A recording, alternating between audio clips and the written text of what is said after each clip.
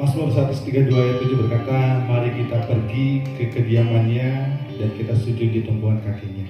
Pagi hari ini kita diberi kesempatan oleh Tuhan untuk beribadah, dan kita mau rasakan bahwa Tuhan Yesus hadir dalam setiap pribadi kita.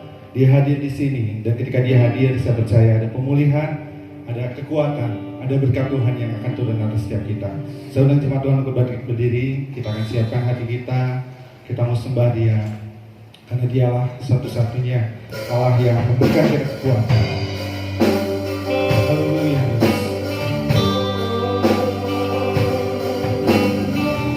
Pagi hari ini kamu datang Tuhan menyembah-Mu, di rumah sujud di tumpuan kaki-Mu Tuhan. Ku menyembah dalam kudus hadirat-Mu, hati pada kasih Dia Bapa. Engkau kekuatan kami Tuhan Yesus.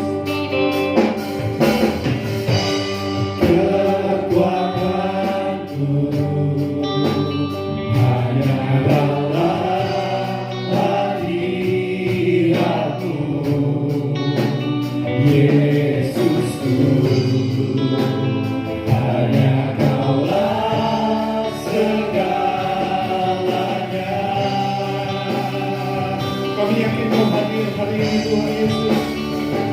Ku yakin Kau hadir di sini. Ku rasakan kuasa yang tak terbatas. Ku yakin Kau nyata di sini. Kemenangan terjadi di sini. Mari kita berikan kemuliaan bagi Tuhan kita Yesus. Oh, Kau hadir di sini Tuhan. Dengan penuh keyakinan kepada Tuhan, kami mau menyembah. Ku menyembah dalam kudus hadirat-Mu.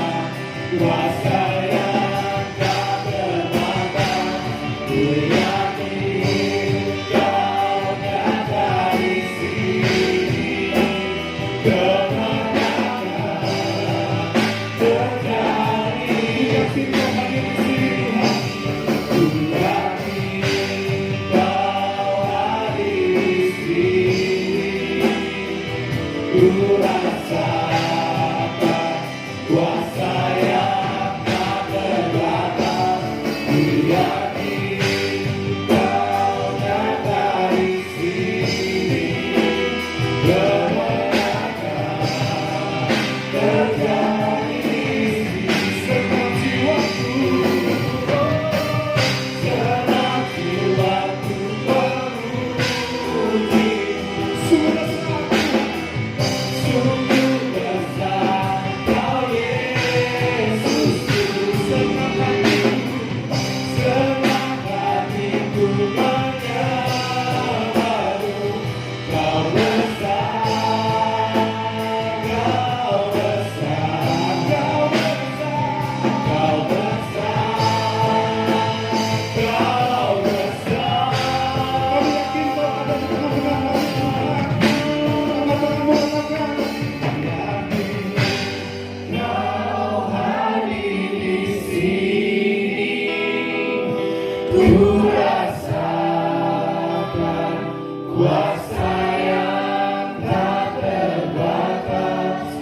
Kami yakin Tuhan pagi hari ini Kau ada di tengah-tengah kami.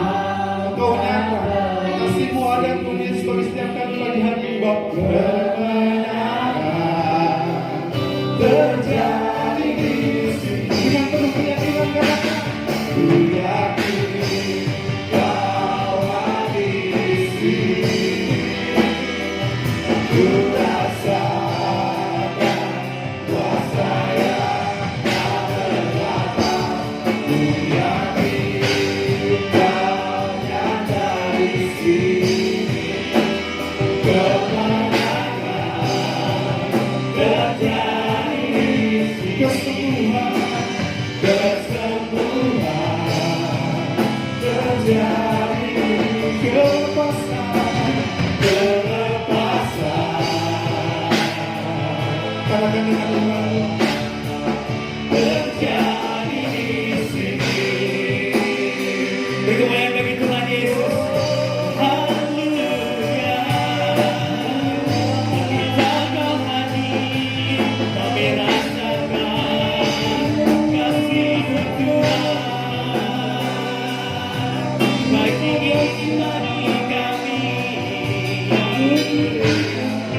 terima kasih Tuhan.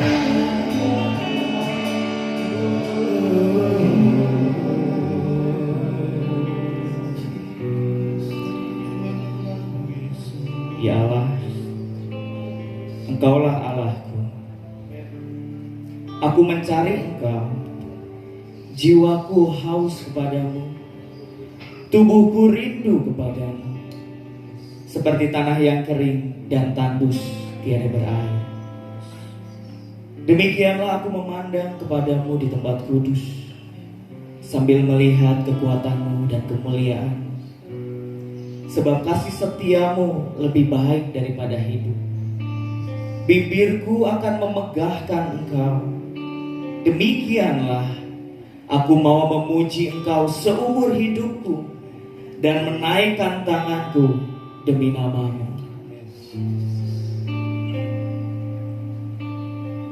Kami bersyukur untuk kebaikan-Mu Tuhan. Pagi hari ini mulut kami akan bernyanyi bagi-Mu. Pagi hari ini tangan kami akan terangkat. Kami mau bersyukur untuk keajaiban yang selalu Kau nyatakan dalam kehidupan kami. Pagi hari ini kami mau berdiri di hadapan tahta-Mu, memandang-Mu Bapa dalam segala kemuliaan-Mu Tuhan. Ampuni kami kalau sebelum datang ke tempat ini banyak kesalahan kami di hadapan-Mu Tuhan Yesus. Pagi hari ini layakkan kami Tuhan. Sucikan, kuduskan kami Tuhan Yesus. Sehingga pagi hari ini dengan hati yang tulus dan kerendahan hati kami mau membawa pujian sembah kami kepadamu Tuhan. Kiranya Engkau berkenan Tuhan Yesus. Dan biarlah nama-Mu yang dipermuliakan dalam ibadah kami. Dari awal sampai akhirnya Tuhan Yesus, nama-Mu diagungkan. Dari awal sampai akhirnya Tuhan, kami hanya mau melihat kuasa Tuhan yang bekerja di tempat ini Tuhan Yesus. Kalau ada kuasa jahat yang mencoba mengambil kemuliaan Tuhan, yang mencoba merebut bagian terindah dalam hidup kami, yang mencoba mengambil berkat Tuhan yang Tuhan siapkan bagi kami pagi hari ini, yang patahkan kuasanya di dalam nama Tuhan Yesus. Kami percaya kuasa-Mu lebih besar dari apapun Tuhan. Berkati seluruh pelayan Tuhan pagi hari ini. Pagi hari ini Tuhan, kami rindu menjadi pagi yang indah. Karena ini adalah waktu yang indah antara kami dengan Engkau Tuhan. Bertahtalah atas ibadah kami dari awal sampai akhir Tuhan Yesus. Hanya nama Tuhan yang dipermuliakan. Di dalam nama Tuhan Yesus kami berdoa dan bersyukur. Semuanya katakan amin. Berikan sorak-sorai dan kemuliaan bagi Tuhan kita Yesus. Haleluya. Dia yang telah bangkit memberikan kita sukacita. Dan sukacita kita akan membuat kita menari bagi Tuhan. Kita menyanyi bagi Tuhan. Melompatnya bagi Tuhan. Mari kita angkat suara kita di hadapan Tuhan. Angkatlah suaramu.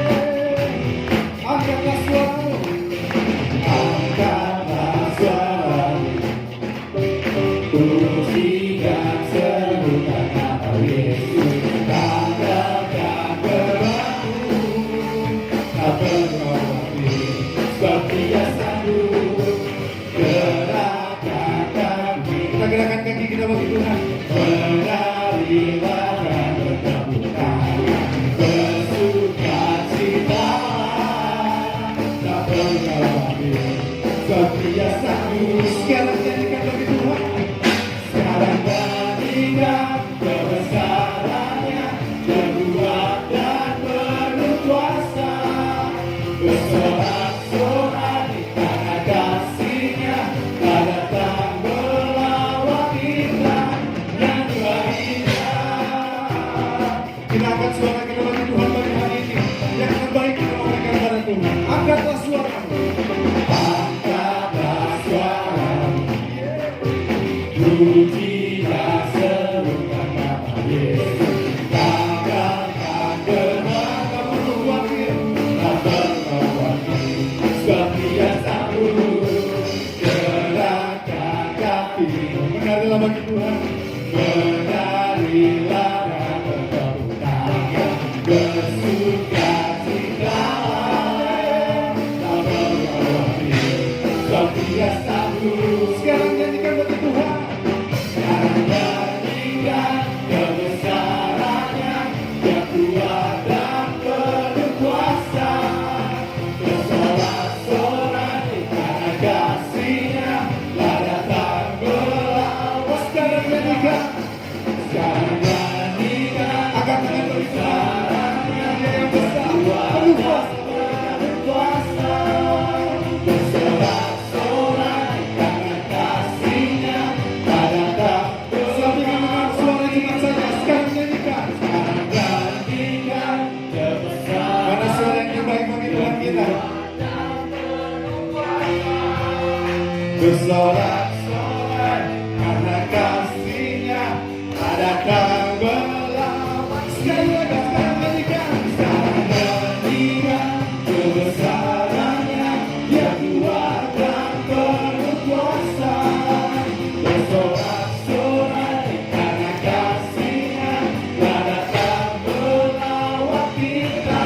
Nyanyi bagi Dia, nyanyi bagi Tuhan kita, nyanyi bagi Dia. Sekali lagi katakan, nyanyi bagi Dia. Haleluya. Kita sudah nyanyi bagi Tuhan. Dan pagi hari ini saatnya kita mendapatkan yang terbaik lewat firman-Nya. Kita akan siapkan hati kita. Sahabat saya, kita datang ke tempat ini. Kita rindu mengasihi Tuhan lebih sungguh lagi. Dan kita rindu mendapatkan kekuatan yang baru ketika keluar dari tempat ini. Mari kita jadikan Tuhan kekuatan dan pengharapan bagi kita untuk sampai selama-lamanya. Haleluya. Siapkan hati kita masuk ke dalam hadirat Tuhan lebih dalam. Haleluya. Engkaulah kekuatan kami Tuhan. Engkaulah kekuatanku, tempat perlindunganku saat badai menerpa. Aku tak akan goyah, aku tak akan goyah, sebab Kau sertaku. Sejauh langit dari bumi itu, kasih-Mu bagi kami. Sejauh langit dari bumi, begitu besarnya kasih-Mu. Penuhi hati kami yang rindu menyembah-Mu. Yesus, sejauh langit dari bumi, begitu besarnya kasih-Mu. Kaulah Tuhan, kekuatanku, sukacitaku. Berikan kemuliaan bagi Tuhan kita Yesus. Engkaulah kekuatan kami Tuhan, Engkau pengharapan kami selama-lamanya. Nyanyikan pujian ini dengan senang hati kita. Katakan Engkaulah kekuatan kami. Engkaulah kekuatanku, tempat perlindunganku Saat badai menerpa, kami gak akan goyah Tuhan. Aku tak akan goyah, tak akan goyah. Aku tak akan goyah, sebab Kau sertaku. Angkat tanganmu setinggi-tingginya langit bagi Tuhan. Sejauh lagi dari bumi, begitu besarnya kasih-Mu. Penuhi hati kami yang rindu. Kami rindu pagi hari ini menyembah Yesus. Sejauh lagi dari bumi, begitu besarnya kasih-Mu. Kaulah Tuhan, kekuatanku, sukacitaku. Mari kita masuk ke dalam penyembahan bagi Tuhan. Angkat suaramu bagi Tuhan.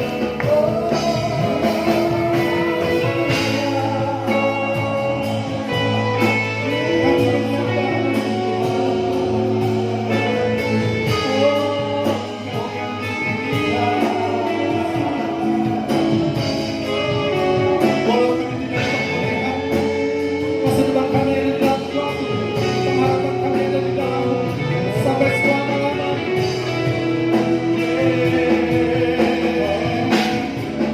Aku tak dapat melihat semua rencana-Mu, Tuhan. Namun hatiku tetap memandang padamu. Kau tuntun langkahku, waktu tak dapat berharap, waktu tak dapat berharap atas kenyataan hidupku. Namun hatiku tetap memandang padamu. Kau ada untukku. Walaupun tak dapat melihat jalan-jalan Tuhan, walaupun tak dapat melihat, kami mau tetap percaya semua rencana-Mu, rencana-Mu indah. Namun hatiku tetap memandang padamu. Kau tuntun langkahku, walaupun tak dapat berharap atas kenyataan hidupku. Namun hatiku tetap memandang padamu. Kau ada untukku. Hatiku tetap memandang-Mu, Tuhan. Namun hatiku tetap memandang padamu. Kau ada untukku.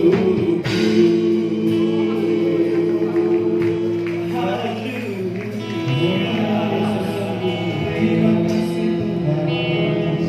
Kaulah alasan kami hidup sampai saat ini Tuhan. Semua karena kebaikan-Mu.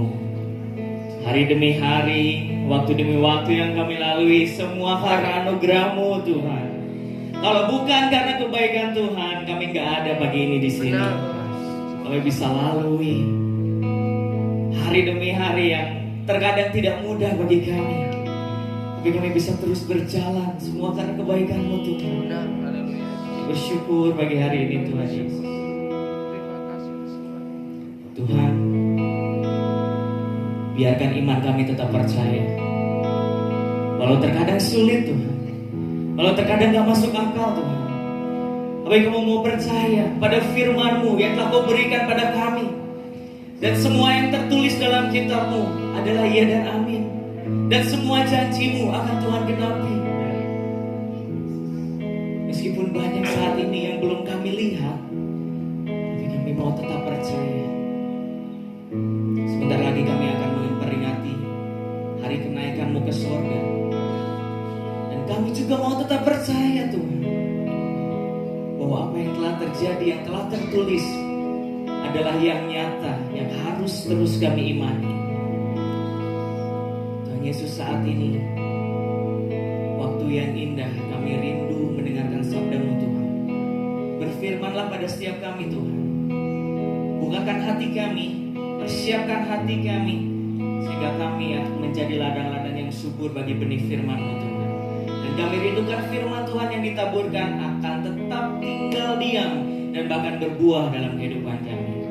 Urapi hamba-Mu yang akan menyampaikan firman Tuhan. Kiranya firman yang kami dengar hanya firman yang berasal dari Tuhan saja. Terima kasih Tuhan Yesus, dari awal sampai akhir kebenaran firman dibagikan. Nama Tuhan dipermuliakan. Di dalam nama Tuhan Yesus. Amin. Amin. Silakan duduk jemaat Tuhan. Shalom. Shalom. Selamat pagi Bapak Ibu yang udah ngantri di Ria Busana. Mau lebaran selalu penuh ya. Bapak Ibu saudara-saudari kasih Tuhan, saya bangga menjadi orang Indonesia. Karena kita tahu sendiri Indonesia ini negara yang kaya raya, yang kaya akan budaya, kaya akan bahasa. Juga kalau misalnya Bapak Ibu berkesempatan untuk bisa jalan-jalan ke beberapa daerah di Indonesia, Indonesia ini alamnya sangat indah, kulinernya juga sangat beragam, dan saya sangat bangga tinggal di Indonesia. Terlebih ketika ada sebuah kenyataan bahwa di Indonesia lahirnya kepemimpinan dunia Sunda Empire.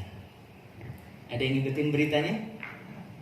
Salah satu pemimpin Sunda Empire sebelum dia di penjara, dia bilang tatanan dunia baru akan lahir di dunia ini. Ternyata benar, setelah dia di penjara akhirnya keluarlah Corona atau Covid yang benar-benar merubah bukan cuma Indonesia tapi dunia.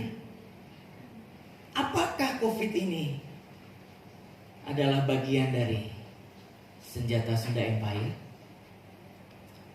Kalau iya, kita harus bersyukur karena salah satu pemimpinnya dan mungkin beberapa pemimpin Sunda Empire juga sudah dibebaskan. Artinya sebentar lagi kita terbebas dari corona.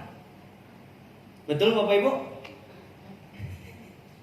Ini pendeta halu nih, kurang tidur nih nyiapin khotbah nih. Tapi itulah Indonesia, ada yang kayak gitunya. Dan baru-baru ini yang menyenangkan lagi di Indonesia adalah banyak orang yang percaya sama babi ngepet. Ada yang tahu beritanya? Bagi yang tidak tahu, coba saya ceritakan sedikit ya, biar kita persepsinya sama. Ada seorang ibu, dia curhat sama tokoh masyarakat. Katanya, Pak, kenapa sih saya suka kehilangan uang? Dan kehilangannya di hari-hari tertentu. Dan nominalnya bisa 1-2 juta. Jadi tetap gitu nominalnya segitu, di hari-hari tertentu dia kehilangan uang. Akhirnya seorang tokoh masyarakat ini bersama timnya menangkap seekor babi ngepet. Yang sebelumnya dia udah bilang sama ibu ini kalau itu mungkin adalah ulah babi ngepet. Dan sebuah fakta menarik di balik terungkapnya babi ngepet adalah saat itu si tokoh masyarakat ini bilang, kalau misalnya orang berubah jadi babi ngepet, itu besar babinya. Jadi hampir kayak orang lagi lagi sujud lah, segede gitu. Terus babinya tuh ada kalungnya. Nah, semakin larut, babinya ini semakin kecil. Sampai pada akhirnya nanti dia kecil banget. Kalungnya lepas, dia berubah lagi jadi orang. Yang terjadi suatu malam, dia bersama 7 orang pria-pria lainnya. Saya nggak tahu mereka bapak-bapak atau pemuda. Mereka pergi ke kebun dan menangkap seekor bayi. Masih kecil ya, babinya masih kecil. Kemudian ditangkap, terus dikandangin, terus warga dikumpulin semua. Dan di situ dia ingin mencoba untuk membunuh babi itu. Katanya sebelum dia makin kecil, nanti kalungnya lepas, berubah lagi jadi manusia.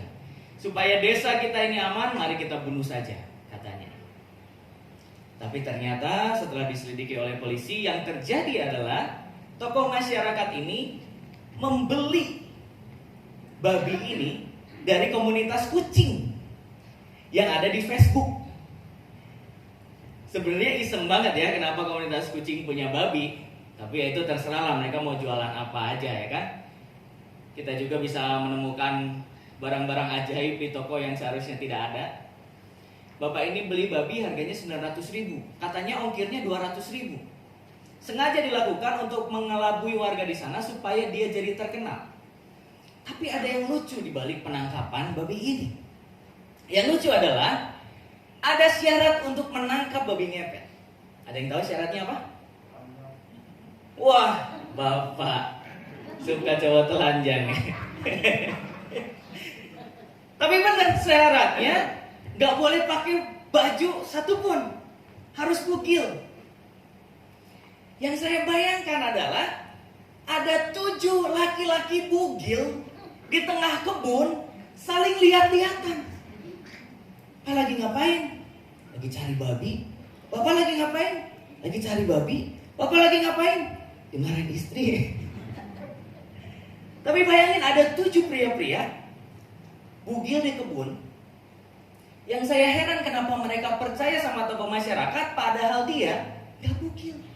Jadi tokoh masyarakat ini bilang, itu babinya ada di kebun. Kalau mau tangkap, kita harus buka bajunya, bugil semuanya. 7 bapak-bapak ini, laki-laki ini bugil, tapi si tokoh masyarakatnya enggak. Tapi mereka percaya dan mereka lakukan. Coba bayangin bapak-bapak, ibu-ibu. Ada 7 pria-pria tanpa busana yang berlari-lari mengejar babi. Dan terus ternyata nggak sampai itu aja ya. Kalau misalnya udah di situ ya udahlah. Tapi namanya manusia, kan kadang kalau yang begitu bisa jadi aib ya kan. Kita nggak pernah tahu apa yang diomongin sama pria-pria yang pernah melihat kita tanpa busana. Geli banget ya. Coba-coba kalau dilihatin sesamanya nggak pakai baju gitu. Tapi itulah yang terjadi. Dan pria-pria ini percaya kalau nangkep babi harus bugil. Tapi selidik, penyelidik, diusut sampai akhirnya ditangkap. Ternyata itu hanya pura-pura. Semua hanya dilakukan demi uang. Karena orang yang nonton babi itu akan bayar 2.000. Kalau mau foto bayar juga 2.000. Dan semua itu terjadi di Indonesia. Saya aneh gitu, kenapa orang Indonesia mudah sekali percaya dengan hal-hal yang di luar akal, yang di luar nalar, yang gak masuk akal. Sempat kejadian, kalau Bapak Ibu masih ingat, ada kejadian di Mas Kanjeng. Masih ingat? Yang menggandang-gandakan uang. Banyak orang percaya. Ada ponari yang punya batu yang jatuh dari langit. Dicelup-celupin, banyak orang sembuh. Padahal ponari sendiri malas jalan. Dia digendong kan? Tapi orang yang gak bisa jalan dibawa ke dia supaya sembuh. Tapi banyak orang percaya, banyak orang ngantri. Pada hal-hal yang di luar nalar, yang gak masuk akal, yang gak masuk logika, yang gak akan mungkin terjadi. Sama kayak misalnya ada perempuan yang bilang, aku cuma chatan sama kamu aja. Kok itu gak mungkin. Atau cowok yang lagi LDR dan bilang, aku cuma sayang sama kamu doang. Kok itu mah gak mungkin. Banyak hal yang di luar nalar, tapi kita percaya. Dan sekarang saya mau tanya sama Bapak Ibu. Sebagai orang Kristen ada juga satu hal yang tidak masuk akal. Yaitu terangkatnya Yesus ke surga. Siapa di sini yang bisa jelaskan bagaimana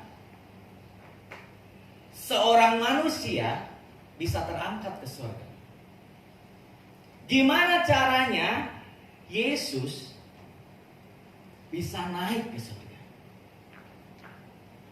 Ada seorang pesulap yang bernama Chris Angel. Dia punya salah satu trik sulap. Dia bisa menerbangkan dirinya. Terbangnya nggak tinggi-tinggi amat, paling cuma berapa senti. Mungkin telapak kakinya hanya segini dari tanah, tapi dia terbang. Dan orang amazed, takjub. Nah sekarang Alkitab pernah tuliskan bahwa Yesus terangkat ke surga. Masuk akal nggak? Masuk akal nggak? Kalau misalnya sekarang nih Bapak Gembala tidak ada bersama dengan kita, terus nanti tiba-tiba malam-malam Ibu Gembala pulang sendirian, terus ditanya, Ibu Gembala, Bapak Gembala kemana? Bapak Gembala terangkat ke surga. Masuk akal nggak? Nggak masuk akal ya. Paling ketinggalan di parkiran kan. Peristiwa terangkatnya Yesus naik ke surga itu nggak masuk akal. Tapi kenapa kita bisa percaya? Tapi kenapa orang Kristen percaya? Oh iya Yesus udah mati bangkit naik ke surga. Iya percaya, amin amin. Kok bisa? Coba kita perhatikan Alkitab kita sama-sama dalam Kisah Para Rasul.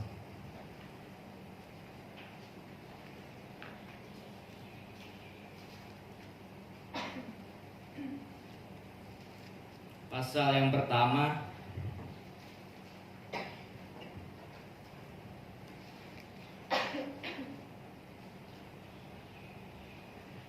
Kisah Para Rasul pasal pertama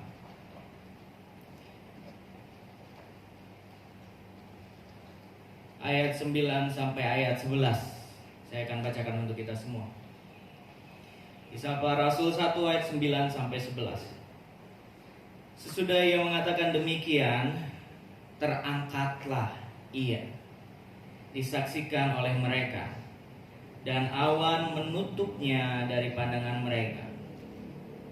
Ketika mereka sedang menatap ke langit waktu ia naik itu, ya ini Yesus ya, tiba-tiba berdirilah dua orang yang berpakaian putih dekat mereka, dan berkata kepada mereka, hai orang-orang Galilea, mengapakah kamu berdiri melihat ke langit? Yesus ini yang terangkat ke surga meninggalkan kamu akan datang kembali dengan cara yang sama seperti kamu melihat dia naik ke surga. Jadi pada waktu itu Yesus berpisah dengan murid-muridnya. Kalau zaman sekarang kita pisahan sama orang, dada-dada naik kereta, dada-dada naik travel, dada-dada naik pesawat, dada-dada naik motor. Nggak jadi pergi, nggak boleh mudik. Tapi pada saat itu Yesus dan murid-muridnya dada-dada, dan Alkitab bilang murid-murid Yesus, orang-orang di sana yang bersama dengan Yesus melihat ke langit. Bukan melihat ke langit-langit ya. Kalau langit-langit kan deet segitu doang. Tapi kalau melihat ke langit tinggi banget. Dan mereka lihat Yesus naik ke surga, terangkat ke surga. Seketika awan menutupi kepergian Yesus dan Yesus hilang. Saya hanya membayangkan orang-orang di sana masih tercengang lihat kemana Yesus ini. Dekat ciri, lama lihat ke atas terheran-heran sampai malaikat tegur. Apa yang lihat ke langit? Yesus sekarang ke surga tapi nanti akan datang. Pertanyaannya bagi kita sekarang, mungkin nggak manusia terangkat ke surga? Mungkin dalam hatinya dia bilang, mungkin lah, namanya juga Yesus. Atau dalam hatinya ada yang mulai berkata, ya nggak mungkin sih, masa ada orang terbang? Bapak Ibu saudara kasih Tuhan, pernah terjadi sejarah hidup seorang bernama Romulus, raja pertama dari Roma, yang dituliskan oleh Titus Livius Dia berkata seperti ini, pada suatu hari Romulus mengumpulkan rakyatnya di salah satu sisi tembok kota dan menasihati mereka agar hidup bernegara dan bermasyarakat yang baik. Tiba-tiba datang angin ribut, sang raja dilingkupi oleh awan dan saat awan itu lenyap, Romulus pun tidak ada lagi di bumi. Ia telah terangkat ke langit dan awalnya seluruh rakyat sekedar mengagumi peristiwa itu, namun kemudian beredar kisah yang mengagungkan Romulus diagung-agungkan sebagai dewa baru dan dijadikan bapa pelindung kota Roma. Tidak tercatat di Alkitab, tapi di salah satu teks kuno tercatat seorang bernama Romulus pernah menghilang. Entah dia ini pesulap atau apa, tapi pernah. Kalau perhatikan di Perjanjian Lama, ada seorang yang bernama Henokh. Dalam Kejadian 5 ayat 24 dikatakan Henokh hidup bergaul dengan Allah, lalu ia tidak ada lagi sebab ia telah diangkat oleh Allah. Henokh diangkat oleh Allah. Dan kembali Alkitab menuliskan dalam 2 Raja-Raja pasal 2 ayat 1 sampai 18, ada seorang bernama Elia yang diangkat ke surga bersama dengan kereta dan badai. Dan kalau kita melihat apa yang ditulis dalam PL, sebuah peristiwa yang tidak mungkin terjadi, ini sangat mungkin terjadi apabila yang melakukan adalah Allah. Kita tahu bagaimana Yesus lahir ke dunia. Yesus terlahir ke dunia dari seorang perawan Maria yang belum pernah bersetubuh dengan laki-laki. Dan yang pasti hal itu tidak akan terjadi di zaman kita. Tiba-tiba ada seorang perempuan muda menangis-nangis. Pak, saya hamil. Siapa yang melakukan? Roh Kudus yang dalam diri saya. Gak mungkin. Karena terjadinya cuma sekali, tapi itu terjadi pada Yesus. Kenapa? Karena kita tidak bisa melepaskan bahwa Yesus adalah 100% manusia, tapi Yesus juga 100% Allah. Dan itu terjadi pada kematian dan kebangkitan Yesus, dan juga kenaikan Yesus ke surga. Sesuatu yang di luar akal kita dan hanya bisa kita percaya oleh iman kita. Kalau kita ngomongin logika, kita ngomongin akal, harusnya logika kita takluk di bawah iman kita. Kenapa Yesus membuktikan bahwa Yesus naik ke surga? Yesus mau memberikan sebuah pengharapan pada kita bahwa di Perjanjian Lama pernah ada orang yang diangkat ke surga, dan bahkan Yesus sendiri terangkat ke surga. Dan bagi kita yang masih percaya, sebelum masa sulit datang, kita pun akan diangkat Tuhan ke surga.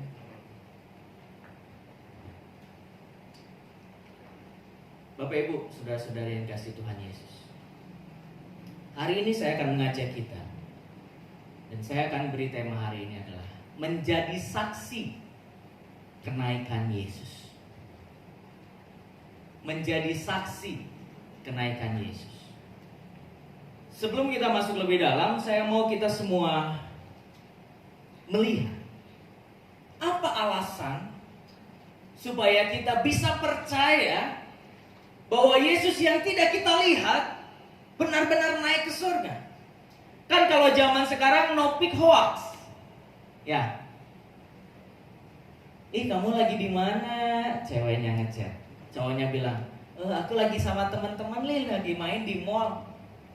Main sama siapa? Sama A, B, C, D disebutin. Aku gak percaya, coba foto dulu. Di foto. Oh iya benar, kamu lagi di mall. Buat cowok-cowok ya, untuk ngadepin cewek posesif, atau sebaliknya, buat cewek-cewek yang ngadepin cowok posesif, atau mungkin ada di antara kita yang posesif, saya cuma bilang kayak gini, pap itu tidak menjamin segalanya. Kalau misalnya bapak-bapak atau ibu-ibu nanya, kamu di mana nak? Pak, aku lagi di rumah temen nih. Coba fotoin rumah temennya. di foto dikirim, oh iya di rumah teman tenang. Padahal belum tentu.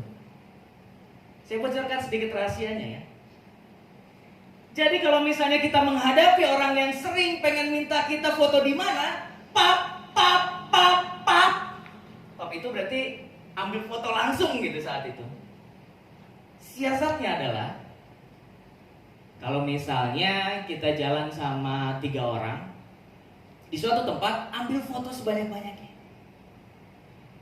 Kita 3 nih. Aku lagi jalan sama temen aku si A sama si B. Oh mana papnya? Kan dia bakal minta. Terus nanti biasanya kalau orang yang kayak gitu, sejam kemudian akan di follow up. Kamu lagi di mana? Aku masih di cafe nih sama teman-teman aku. Mana coba fotonya? Jadi caranya adalah foto sebanyak-banyaknya. Misalnya kita di cafe A, foto 10 kali aja dengan jepretan yang beda. Misalnya satu lagi foto bertiga, satu lagi instastory, minumannya lagi diaduk-aduk, satu lagi pesen makanan. Di save aja dulu di galeri. Nanti kalau ditanya 2 jam kemudian, kamu di mana sih jam segini kok belum pulang? Ya aku masih di cafe nih, sorry meetingnya lama. Coba mana buktinya, kirimin video yang tadi.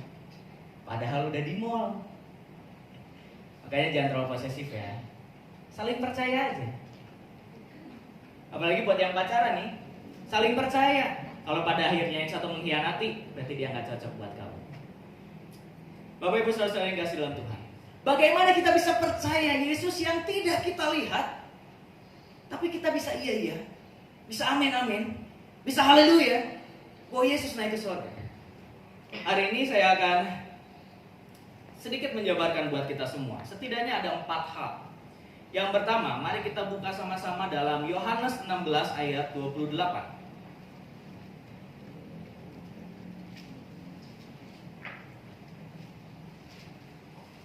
Yohanes 16 ayat 28.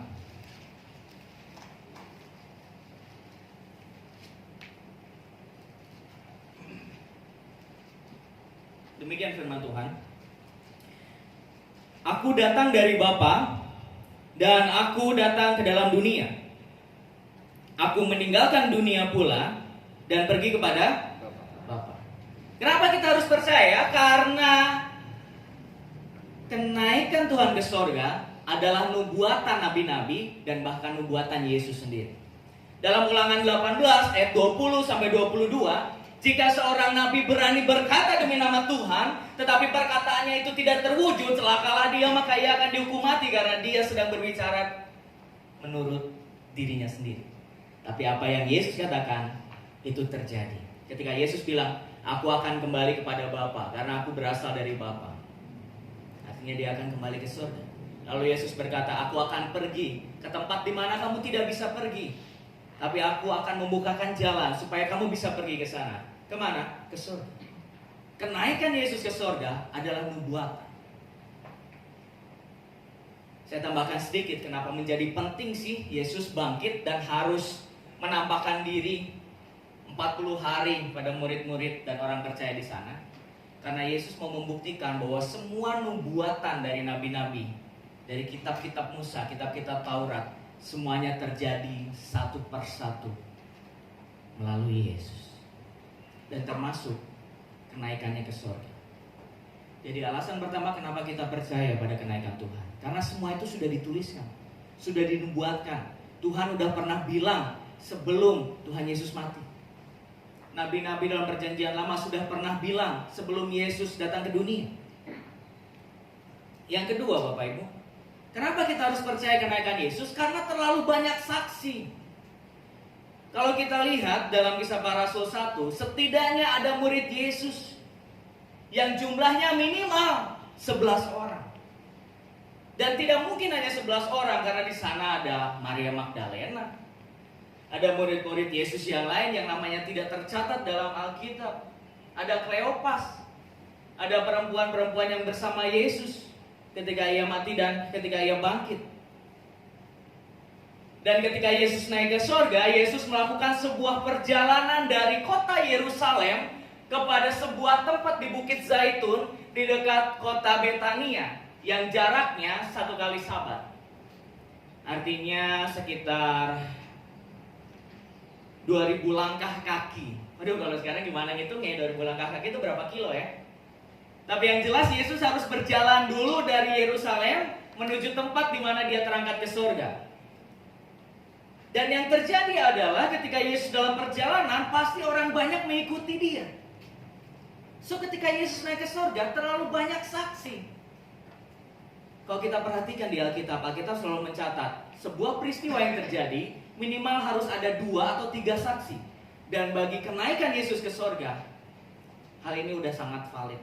Udah terlalu banyak saksi. Kalau saksinya sedikit, kalau orang gak bisa lihat, tidak mungkin Lukas akan menuliskannya dalam Kisah Para Rasul. Tapi sangat banyak saksi.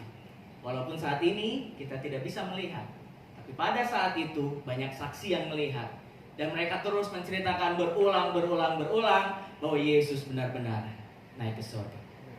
Bagian yang ketiga, Yesus naik ke surga dan peristiwa ini terjadi pada siang hari.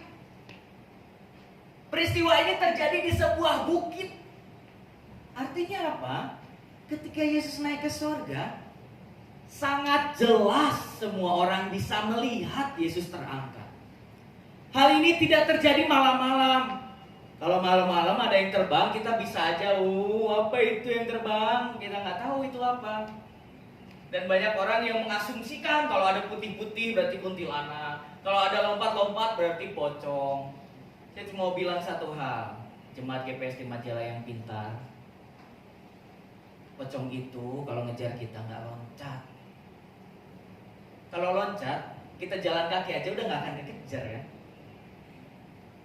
Bahkan waktu itu saya bingung ada setan dan banyak dari kita yang takut ya. Ada filmnya Suster Ngesot. Ya ampun ngesot. Kalau ngesot mah kita sambil merangkak juga cepetan kita kan. Kalau peristiwa itu terjadi malam hari, mungkin murid-murid bisa salah lihat. Iya ada Yesus naik ke surga. Padahal mungkin burung lagi terbang. Itu lihat ada Yesus naik ke surga. Padahal mungkin hanya bayangan yang mereka lihat. Tapi ini terjadi siang hari dan terjadi di atas sebuah bukit Zaitun. Bukit Zaitun ini menyimpan banyak arti kalau dalam Perjanjian Baru. Bahkan ketika Yesus dibaptis oleh Yohanes Pembaptis, kalau melihat ke arah timur, dia akan melihat sebuah bukit yang tingginya 1200 kaki, yaitu Bukit Zaitun yang pada saat itu Yesus naik ke surga. Dan itu terjadi siang hari dan di atas gunung. Dan bayangkan, yang melihat Yesus bukan hanya orang di sekitar situ. Orang di sekitar kota juga pasti bisa lihat kalau kejadiannya di atas bukit. Kalau kejadiannya pada siang hari. Mungkin dari jauh mukanya gak terlihat kalau itu Yesus. Tapi kan bukankah dari baju yang dikenakan mereka bisa hafal. Apalagi tadi Yesus sudah lewat di depan tempat mereka tinggal. Yang selanjutnya adalah konfirmasi dari 3 pribadi yang penting. Konfirmasi dari Roh Kudus, karena dalam Kisah Para Rasul 2 ayat 1-13 orang-orang bertobat dan menerima Roh Kudus, karena Yesus sudah menjanjikan bahwa Roh Kudus akan dikirimkan ketika aku naik ke surga. Jadi sebelum Yesus naik ke surga, Roh Kudus tidak akan dicurahkan. Tapi dalam Kisah Para Rasul 2 dikatakan jemaat di sana dipenuhi oleh Roh Kudus. Artinya di pasal 1 beneran kejadian bahwa Yesus naik ke surga. Yang kedua dikonfirmasi oleh malaikat-malaikat yang tadi kita udah baca, bahwa ada 2 orang malaikat yang bilang bahwa Yesus sudah naik ke surga. Ngapain dilihatin, nanti juga Yesus bakal balik lagi. Dan yang terakhir dalam Efesus 4 ayat 8, tatkala ia naik ke tempat tinggi, kata Paulus, ada 3 pribadi yang mengakui bahwa Yesus naik ke surga. So buat kita, saat ini memang kita tidak berkesempatan melihat langsung Yesus terangkat ke surga, tapi percayalah, karena pada saat itu Tuhan sudah tempatkan banyak sekali konfirmasi-konfirmasi dan saksi-saksi yang melihat Yesus naik ke surga. Mari kita sama-sama buka Yohanes 8 ayat 21 sampai 23. Yohanes 8 ayat 21 sampai 23.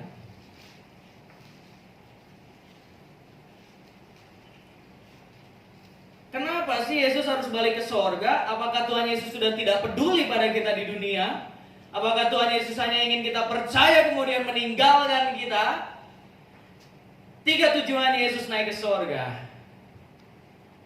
Yohanes 8 ayat 21 sampai 23 saya akan bacakan untuk kita semua. Demikian firman Tuhan. Maka Yesus berkata pula kepada orang banyak, "Aku akan pergi dan kamu akan mencari aku.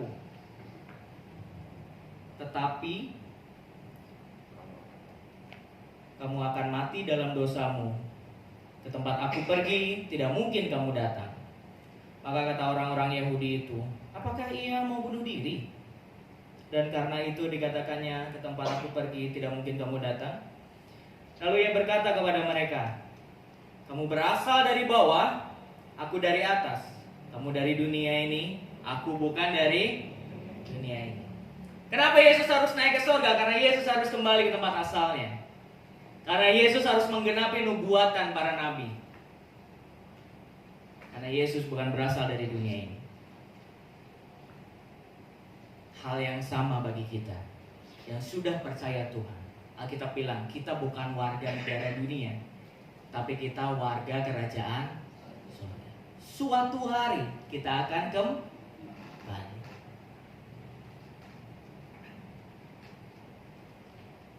Ku tinggal semua pada akhirnya saat ku kembali ke surga.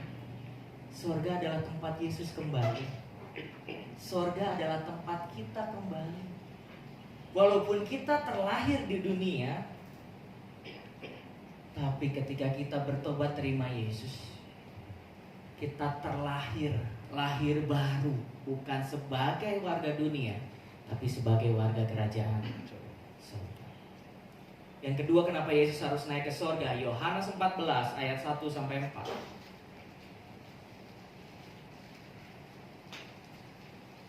Yohanes 14 ayat 1 sampai 4. Saya akan bacakan untuk kita semua.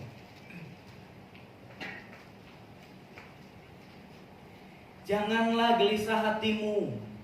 Percayalah kepada Allah. Percayalah juga kepadaku. Di rumah Bapakku banyak tempat tinggal. Jika tidak demikian, tentu aku mengatakannya kepadamu. Sebab aku pergi ke situ untuk menyediakan apa? Tempat bagimu.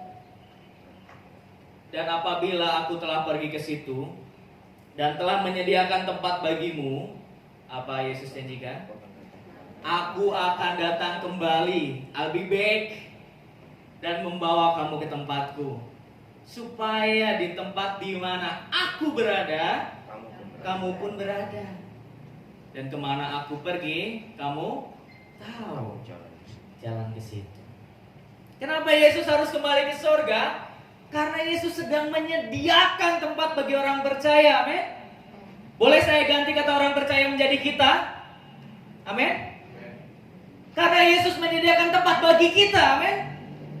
Untuk apa kita percaya Yesus kalau tidak ada tempat bagi kita di surga? Yesus tuh baik loh. Jadi kita tuh gak perlu ke surga sebelum tempatnya jadi.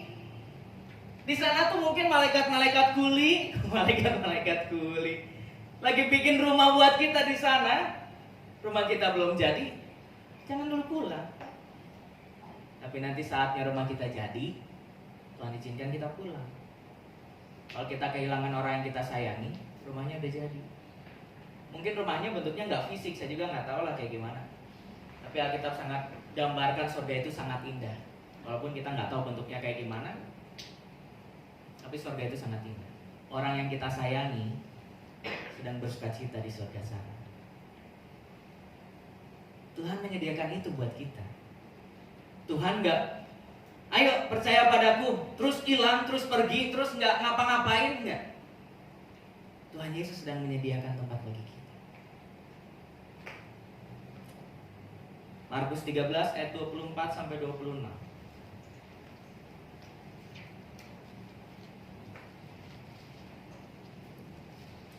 Markus pasal 13 ayat 24 sampai 26. Saya akan bacakan untuk kita semua.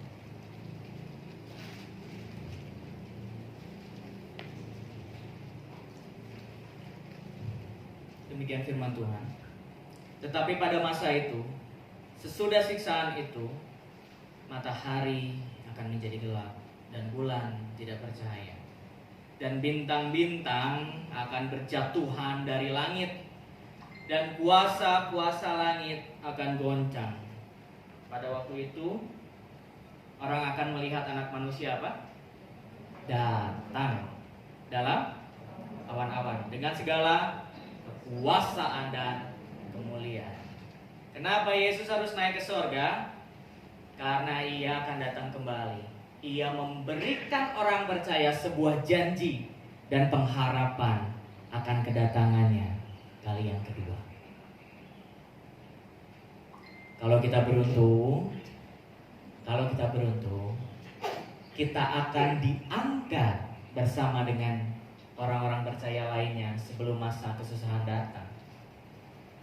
Kalau kita disayang Tuhan saat ini, mungkin saat ini kita dipanggil Tuhan karena waktunya sudah tiba. Tapi kalau kita beruntung, umur panjang, dan ini kejadian langka cuma sekali sepanjang dunia ini ada, sebelum bumi dan segala isinya dan langit-langit dan semuanya hilang meletus, kita diberikan kesempatan untuk terangkat ke surga bersama dengan orang-orang percaya, disambut oleh Yesus di awan-awan.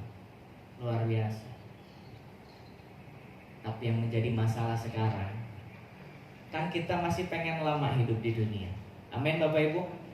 Masih pengen umur panjang, amin. Ingin sejahtera, lihat anak cucu tumbuh besar, lihat cicit-cicit main dengan gembira. Pengen usia panjang Tuhan, kalau bisa izinkan 400 tahun lagi Tuhan. Aku ingin melihat bagaimana sudah empire mimpin dunia ini. Kita pengen umur panjang. Tuhan sudah sediakan tempat yang indah, tapi masalahnya kita kan masih hidup, Pak. Kita nggak bisa dong sebagai orang Kristen bilang, Tuhan, aku percaya Kau naik ke sorga, di sana tempat yang indah, Tuhan panggil aku sekarang. Nggak bisa. Kita nggak punya kuasa untuk itu. Kalaupun dengan cara yang salah, kita dipanggil Tuhan dengan, misalnya ya, tapi ini mah nggak akan mungkin terjadi lah, saya percaya. Misalnya kita beli di toko online pistol-pistol mainan. Beli di toko online pistol-pistol yang sebenarnya tidak bisa membuat orang mati. Kemudian kita masuk ke Polsek Majalaya. Kemudian kita berjalan menodong-nodongkan pistol, dengan harapan pada saat itu Tuhan akan panggil kita. Atau mungkin Bapak Ibu lebih nekat lagi, karena habis dengar khotbah tentang kenaikan Yesus, tempat kita di sorga sudah terjamin oleh Tuhan. Pulang dari gereja, sengaja cari mobil, langsung lari ke tengah, supaya cepat bertemu dengan Tuhan. Gak gitu caranya. Kita punya tempat yang indah, Tuhan janjikan kepada kita tempat yang indah, tapi kita tidak berkuasa. Kapan? So, kalau kita masih hidup, apa yang Tuhan inginkan dengan kenaikannya ke sorga?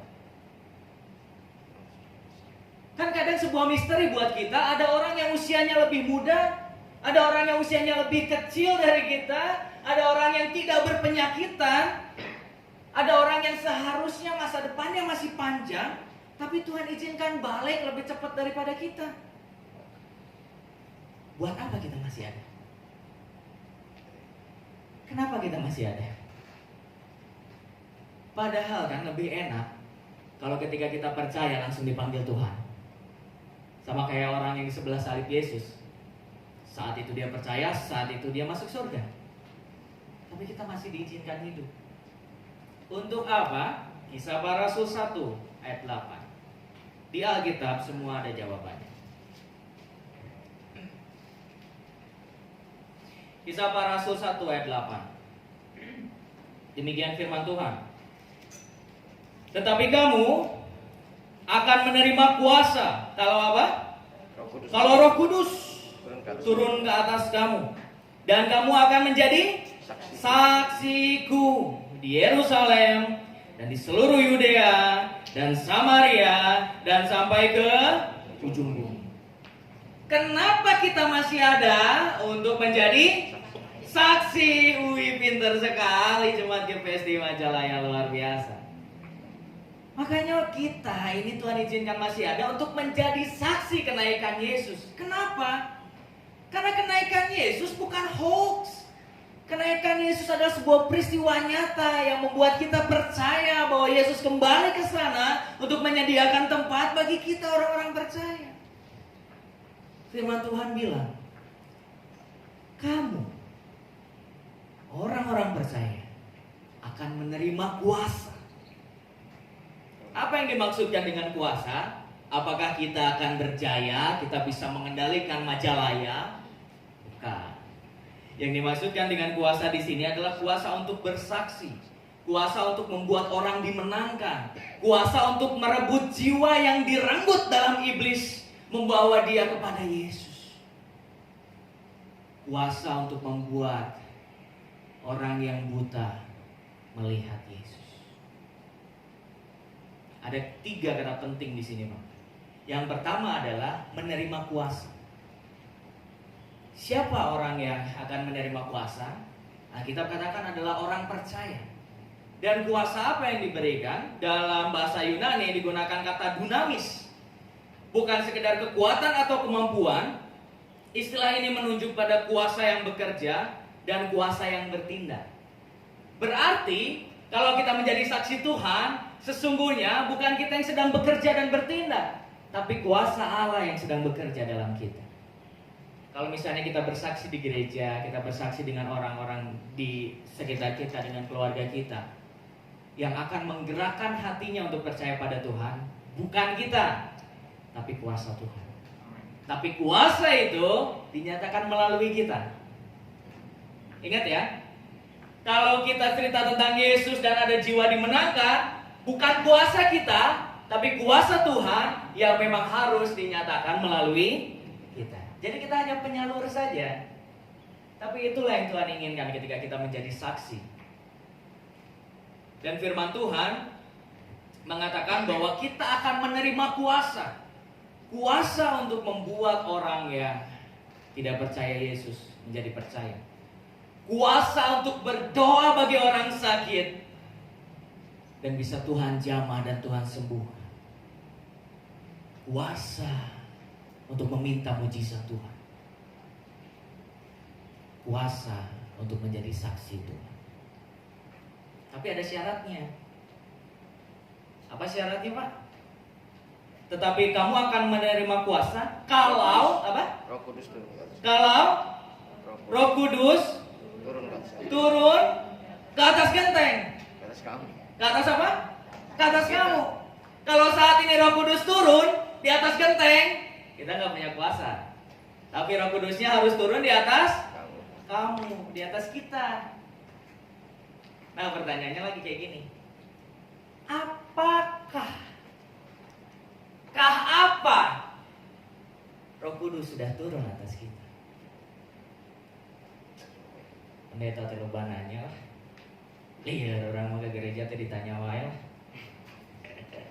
Tapi kan biar kita makin pintar, makin dewasa dalam Tuhan. Apakah Roh Kudus sudah turun atas kita?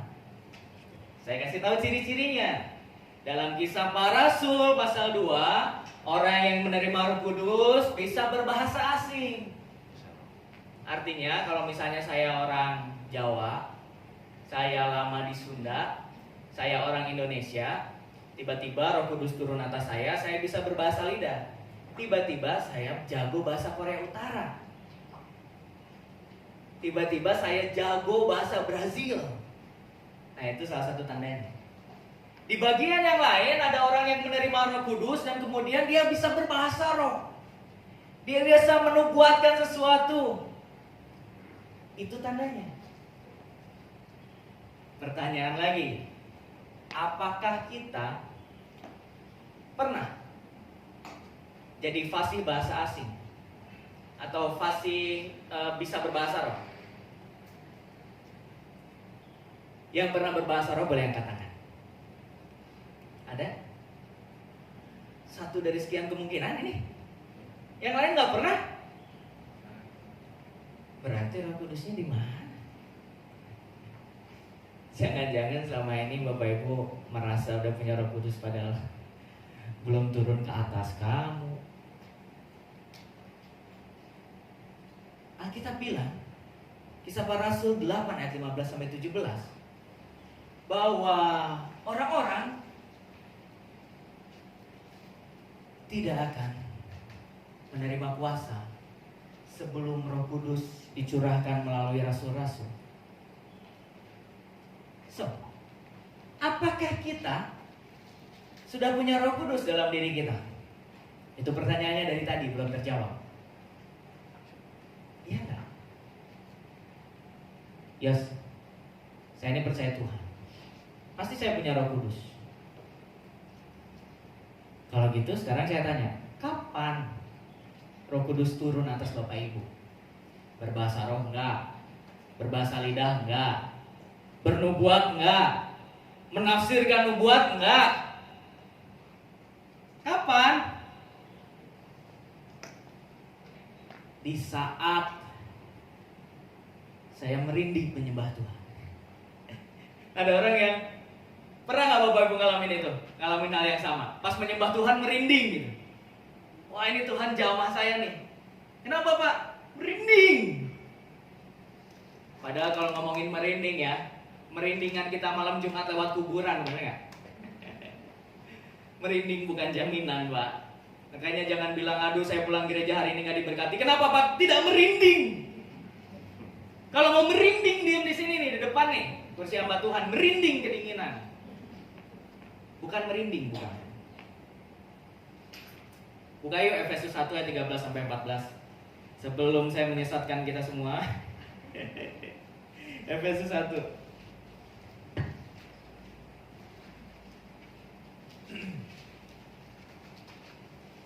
Saya akan bacakan untuk kita Efesus 1 ayat 13 sampai 14. Demikian firman Tuhan. Di dalam Dia kamu juga. Karena kamu telah apa? Telah apa? Telah apa?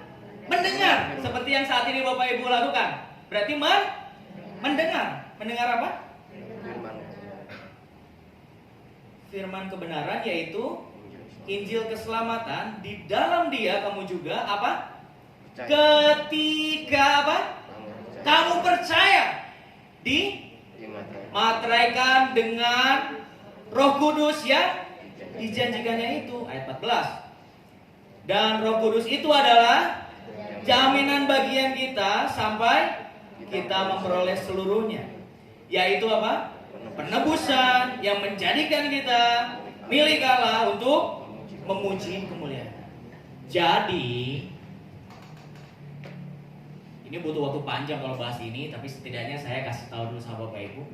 Seseorang yang menerima Roh Kudus, tanda-tandanya memang ada yang berbahasa roh, ada yang berbahasa lidah, ada yang merinding, ada yang tiba-tiba punya penglihatan, tapi itu hanya sebagian kecil. Hanya orang-orang yang benar-benar dianugerahi sama Tuhan, hanya orang-orang yang diberikan karunia sama Tuhan, tapi sebagian besar, termasuk saya nggak bisa berbahasa roh. Belum pernah tepatnya. Tapi saya percaya Roh Kudus tinggal dalam saya. Karena Alkitab bilang, ketika kita percaya. Jadi kita hidup di zaman kita tidak perlu menunggu lagi Roh Kudus dicurahkan. Roh Kudus sudah dicurahkan. Dan kita sudah dapat Roh Kudus, sudah tinggal dalam kita ketika kita percaya. Alkitab bilang, ketika kita percaya, kita dimateraikan, dicap, lulus uji. Roh Kudus sudah turun pada kita saat kita bertobat sungguh-sungguh pada Tuhan. Makanya gereja kita, itulah alasannya, harusnya gereja kita ini, kalau namanya gereja Pantekosta, harusnya kita itu menanti pencurahan Roh Kudus, Pak. Tapi kita tidak. Karena teologinya, kita percaya bahwa Roh Kudus sudah dicurahkan hanya satu kali untuk selamanya, dan hanya akan kembali dicurahkan kepada orang-orang yang baru menerima Tuhan. Buat kita mah sudah. Roh Kudus tidak naik turun surga, Pak. Hari ini kita dicurahkan, tahun depan hilang, harus dicurahkan lagi, tahun depan hilang, dicurahkan lagi, enggak. Yang menjadi masalah dalam diri kita adalah apakah kita dengar suara Roh Kudus. Saya sedikit riskan ambil ilustrasi ini, tapi ini ilustrasi yang disampaikan sama dosen saya. Roh Kudus itu ibarat istri dalam sebuah kamar bersama dengan suaminya. Kalau istrinya lagi ngomel, bapak-bapak, kalau misalnya di kamar terus ada istri yang lagi ngomel, 100% didengerin gak omongannya? Nyagen wemeh gancang ya. Karena kalau enggak bisa berantem. Roh Kudus juga gitu. Roh Kudus sering ngomong dalam diri kita, tapi kitanya cuek, gak peka. Bukan berarti Roh Kudus gak ada. Kalau ada orang Kristen yang masih jatuh bangun dalam dosa, bukan berarti Roh Kudus gak ada, tapi rohaninya yang kurang peka.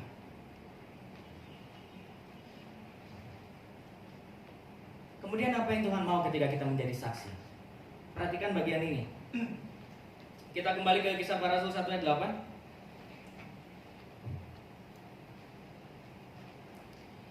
Kamu akan menerima kuasa kalau Roh Kudus turun ke atas kamu, which is sudah sekarang karena kita udah percaya sama Tuhan, dan kamu akan menjadi saksiku. Perhatikan ini, semuanya perhatikan bagian ini. Kenapa ini sangat penting dituliskan oleh Lukas? Menjadi saksiku di mana? Ingat nama ini apa? Yerusalem 1. Kemudian apa? Seluruh Yudea 2. Kemudian apa? Samaria 3. Kemudian yang terakhir? Sampai ke ujung bumi. Kenapa nama-nama ini menjadi sangat penting? Yerusalem, seluruh Yudea, Samaria, sampai ke ujung bumi. Karena ada maknanya. Yerusalem apa sih? Yerusalem adalah tempat di mana murid-murid tinggal.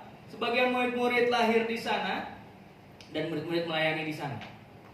Artinya Tuhan Yesus ingin kita melayani mulai dari tempat terdekat. Ingin kita menjadi saksi mulai dari tempat terdekat, keluarga kita lah. Yerusalem ini berbicara tentang saudara. Kita jadi saksi untuk keluarga besar kita lah. Orang-orang terdekat kita yang punya hubungan darah dengan kita, Tuhan ingin kita menjadi saksi.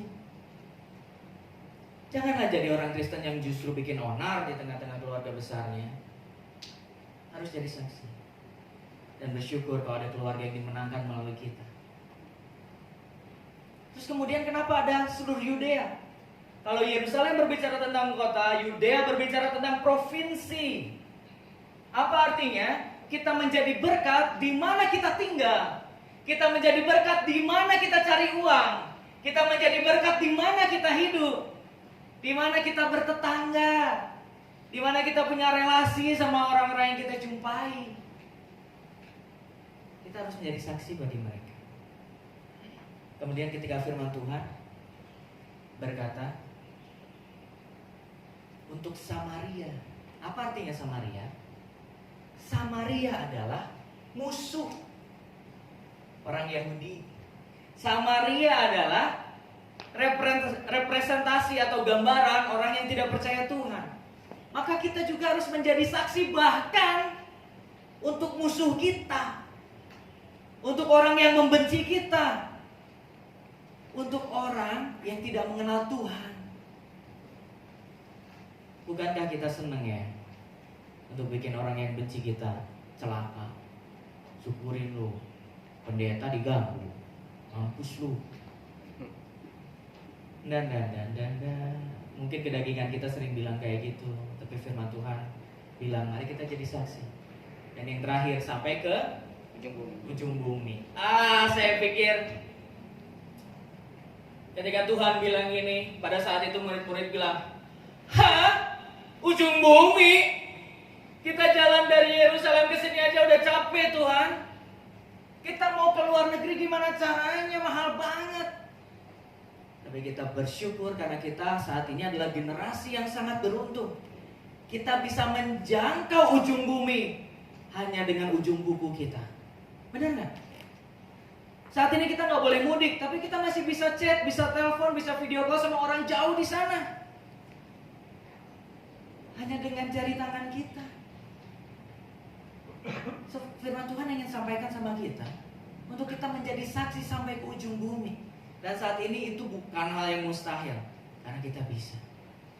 Kita bisa punya teman dari manapun, kita punya kerabat, sahabat dimanapun, bahkan orang yang tidak kenal pun, kita bisa menjadi saksi bagi mereka. So Bapak Ibu yang kasih dalam Tuhan, hari ini saya mau tegaskan sama kita semua bahwa Yesus benar-benar terangkat ke surga. Yesus benar-benar naik ke surga. Banyak saksinya, banyak orang yang melihat. Dan perjalanan naik ke surga merupakan sebuah perjalanan dari waktu yang sementara menuju waktu yang kekal. Dari imanen menuju transenden. Dari yang manusiawi menuju yang ilahi. Dan Yesus sudah naik ke surga bagi kita. Untuk menggenapi nubuatnya, menggenapi janjinya, memberikan tempat yang indah bagi kita. Yesus sudah kasih yang terbaik. Dan bagian kita apa? Mari kita juga beri yang terbaik. Menjadi saksi. Membawa orang-orang kepada Kristus. Bapak Ibu pernah dapat ini gak? Bukan batuk ya? Pernah dapat promosi gak? Dari ojek online kan? Dari e-commerce kan?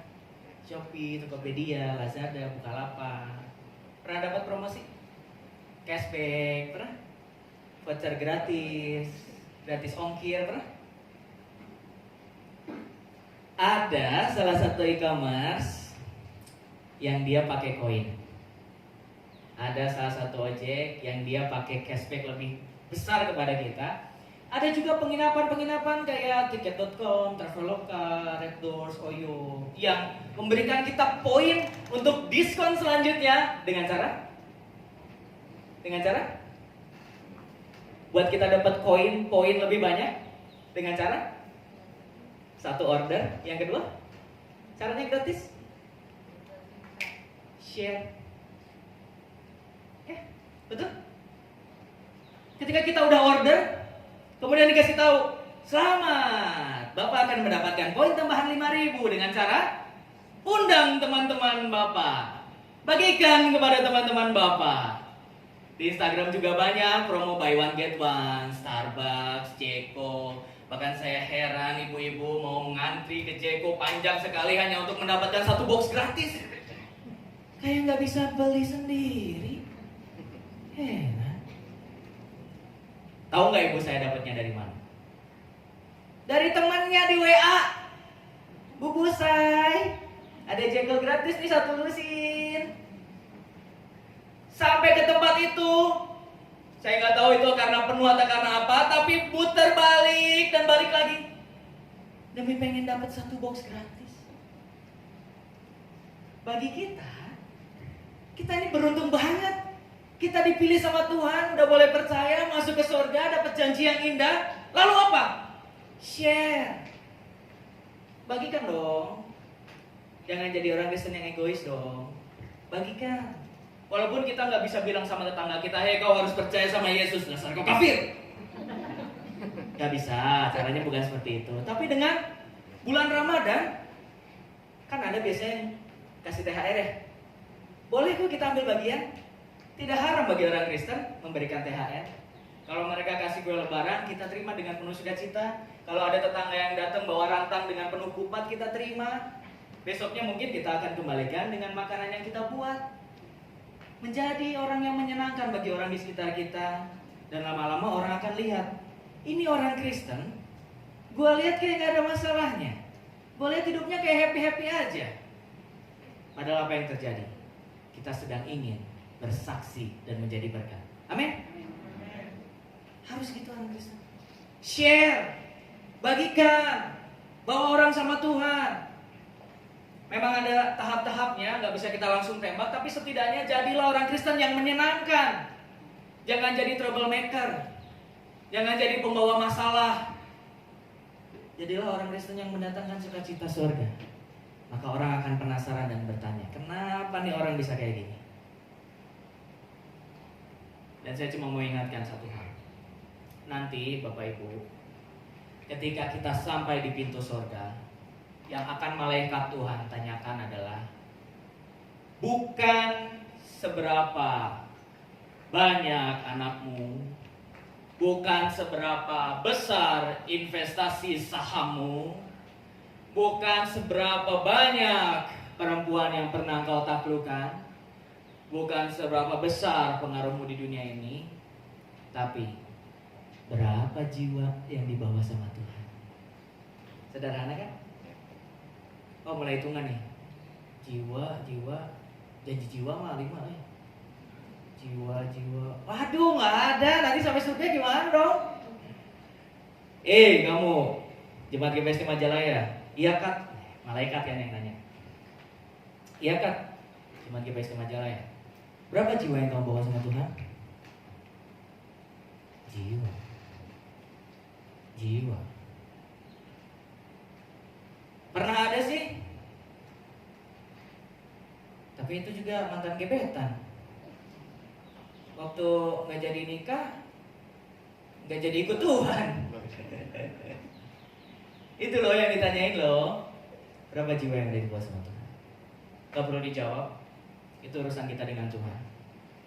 Tapi sebagai orang Kristen yang baik, mari mulai hari ini belajar yuk, sharing, belajar bagikan iman kita, belajar menjadi orang Kristen yang menyenangkan, yang membawa sukacita Tuhan hadir di tengah-tengah di mana kita berada. Amin. Kita udah gak perlu mikirin surga lah. Surga mau udah jadi bagian kita. Kita bukan berbuat baik untuk dapat surga, tapi kita berbuat baik karena kita sudah menerima surga. Amin. Mari kita sama-sama berdiri. Kita mau bersyukur, kita mau iring Tuhan sampai akhir hidup kita, karena masa depan kita terjamin di dalam Yesus.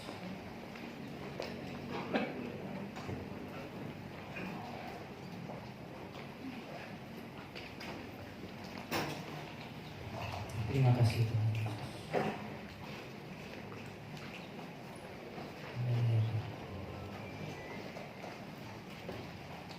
Jemaat Tuhan, inilah waktunya menjadi saksi Kristus yang membagikan kabar penebusan dan janji hidup kekal sorga bagi semua orang yang percaya kepada-Nya.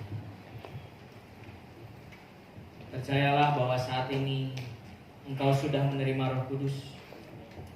Percayalah bahwa saat ini Roh Kudus sudah tinggal di dalammu. Percayalah bahwa inilah waktunya kita menjadi saksi sampai akhir hidup kita, mengiring Tuhan dengan setia, tiada henti, menjadi berkat bagi setiap orang yang kita temui.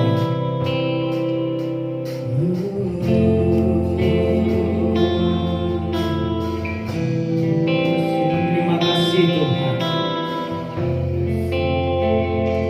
Kami mau menjadi berjana-Mu yang indah Tuhan.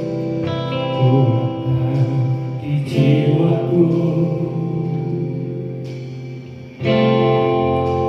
ketenangan batinku, pada dalam hadirat-Mu ku menyembah-Mu.